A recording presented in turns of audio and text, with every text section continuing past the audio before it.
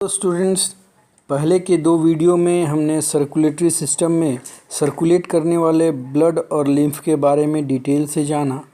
इस वीडियो में हम हार्ट और ब्लड सर्कुलेशन का पूरा मैकेनिज़्म को डिटेल से समझेंगे, साथ ही कुछ रिलेवेंट और इंटरेस्टिंग फैक्ट्स भी जानेंगे।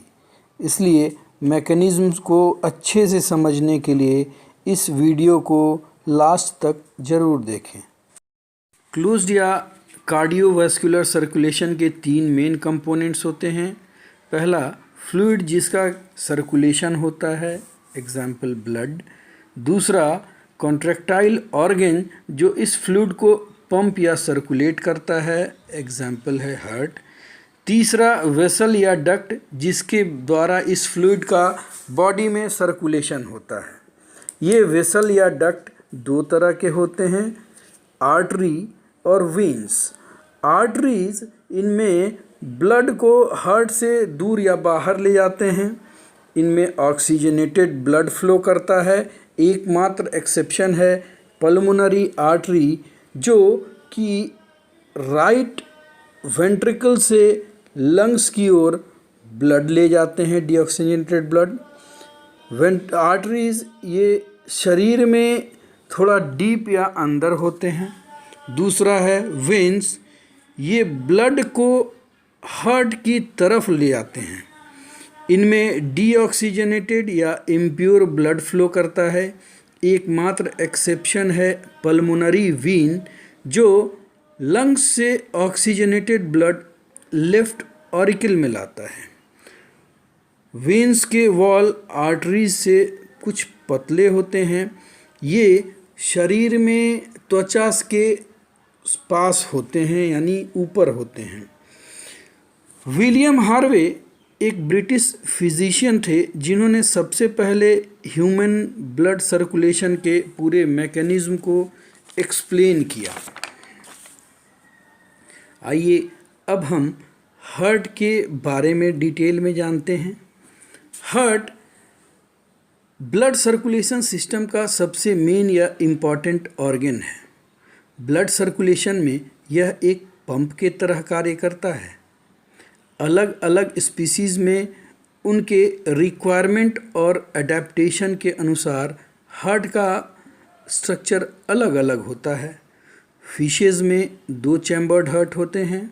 रेप्टाइल्स और एम्फीबियंस में 3 चैम्बर्ड होते हैं। बर्ड्स और मैमल्स में 4 चैम्बर्ड हार्ट पाए जाते हैं। ह्यूमन हार्ट एक मस्कुलर ऑर्गन है जो एक स्पेशल मसल टिश्यू का बना होता है, जिन्हें कार्डियक मसल कहते हैं। कार्डियक मसल्स इनवॉलेंट्री मसल्स होते हैं।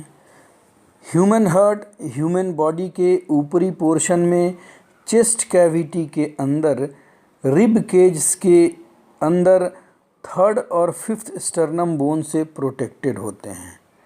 डायफ्राम के जस्ट ऊपर ये लंग्स के राइट तथा लेफ़्ट लोब के बीच के स्पेस में थोड़ा सा लेफ़्ट साइड टिल्टेड या झुके होते हैं।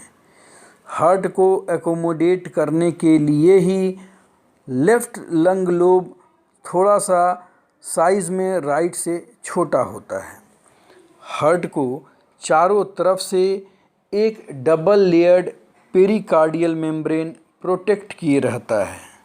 हार्ट का साइज़ संबंधित व्यक्ति के अंदर उसकी मुट्ठी के बराबर होता है तथा इसका वजन 250 से 350 ग्राम के बीच होता है। इसका शेप लगभग कोनिकल और रंग पिंक या लाइट रेड रहता है।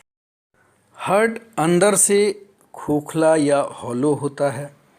अंदर से एक मोटी दीवार या सेप्टम इसे स्पष्ट रूप से 2 पार्ट्स राइट तथा लेफ्ट पार्ट में डिवाइड कर देती है।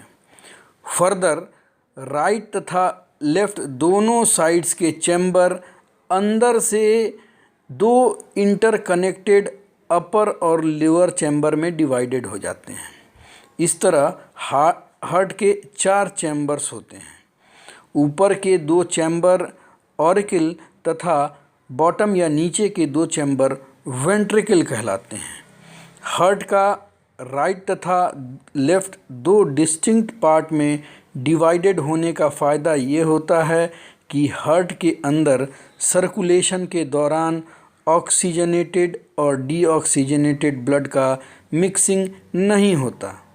हार्ट का राइट साइड डीऑक्सीजनेटेड ब्लड को मैनेज करता है, यानी कि बॉडी के डिफरेंट पार्ट्स से डीऑक्सीजनेटेड ब्लड को रिसीव करके लंग्स की तरफ ऑक्सीजनेशन के लिए भेजता है, और हार्ट का लेफ्ट पार्ट ऑक्सीजनेटेड ब्लड को मैनेज करता है, यानी कि लंग्स से ऑक्सीजनेटेड ब्लड को रिसीव करके बॉडी के डिफरेंट पार्ट्स को सप्लाई करता है।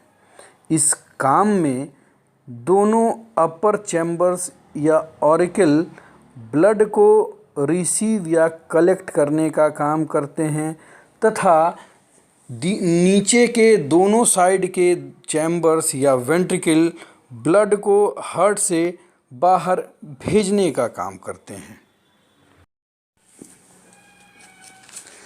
सर्कुलेशन के दरमियान ब्लड को सही दिशा में सर्कुलेट करने तथा ब्लड के रिवर्सल को रोकने के लिए हार्ट में वॉल्व्स होते हैं। ये वॉल्व 4 तरह के होते हैं। राइट साइड में ऑरिकल तथा वेंट्रिकल के बीच में ट्राइकस्पिड वॉल्व होता है एवं पल्मोनरी आर्टरी तथा राइट वेंट्रिकल के बीच में पल्मोनरी वॉल्व होता है।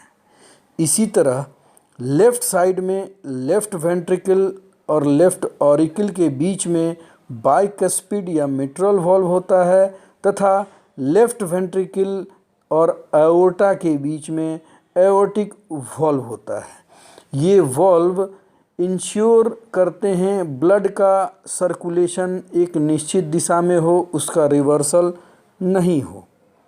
हार्ट के पंपिंग एक्शन को, जो कि ब्लड का सर्कुलेशन करता है, हार्ट के अल्टरनेट कॉन्ट्रैक्शन और रिलैक्सेशन के कारण होता है। हार्ट का कॉन्ट्रैक्शन सिस्टोल और हार्ट का रिलैक्सेशन डायस्टोल कहा जाता है। एक सिस्टोल और एक डायस्टोल मिला के एक हार्ट बीट कहते हैं। हार्ट के कॉन्ट्रैक्शन या रिलैक्सेशन का इम्पल्स ब्रेन या नर्वस सिस्टम के द्वारा नहीं जनरेट होता, बल्कि हार्ट मसल्स में मौजूद साइनो ऑरिकुलर नोड के द्वारा जनरेट किया जाता है। इसीलिए कार्डियक इम्पल्स को मायोजेनिक कहते हैं।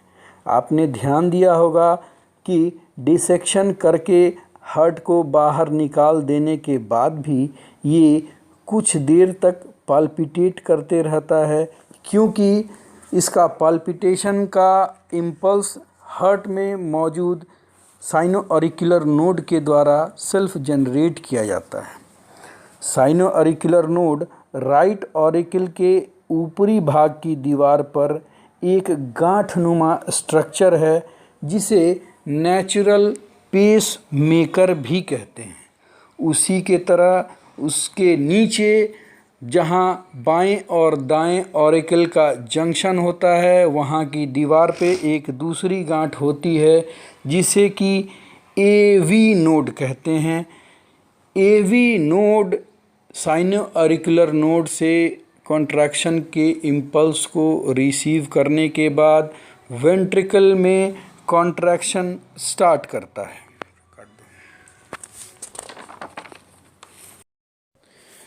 याद रखें कि हार्ट के ऊपरी दोनों भाग या साइड्स में कॉन्ट्रैक्शन या रिलैक्सेशन का जो प्रोसेस होता है वो एक साथ शुरू होता है। उसी तरह नीचे के दोनों चैम्बर्स यानी वेंट्रिकल्स में कॉन्ट्रैक्शन या रिलैक्सेशन का प्रोसेस एक ही साथ शुरू होता है। अब इन फैक्ट्स को ध्यान में रखते हुए हम सर्कुलेशन के प्रोसेस को आगे समझने की कोशिश करेंगे। सुविधा के लिए इस पूरे प्रोसेस को 2 स्टेप्स में बांटते हुए राइट और लेफ़्ट साइड के चैम्बर के सर्कुलेशन का अलग अलग स्टडी करेंगे। हमने हार्ट के बारे में जाना, ह्यूमन हार्ट में मौजूद डिफरेंट इम्पॉर्टेंट ऑर्गन्स या स्ट्रक्चर्स के रोल और उनके बारे में जाना। आगे वीडियो में हम सर्कुलेशन के प्रोसेस को सिलसिलेवार ढंग से जानेंगे। उम्मीद है ये वीडियो आपको पसंद आएगा। अगर वीडियो पसंद आए तो लाइक, सब्सक्राइब और शेयर करना ना भूलें। आगे नोटिफिकेशन पाने के लिए बेल आइकन ज़रूर दबाएं।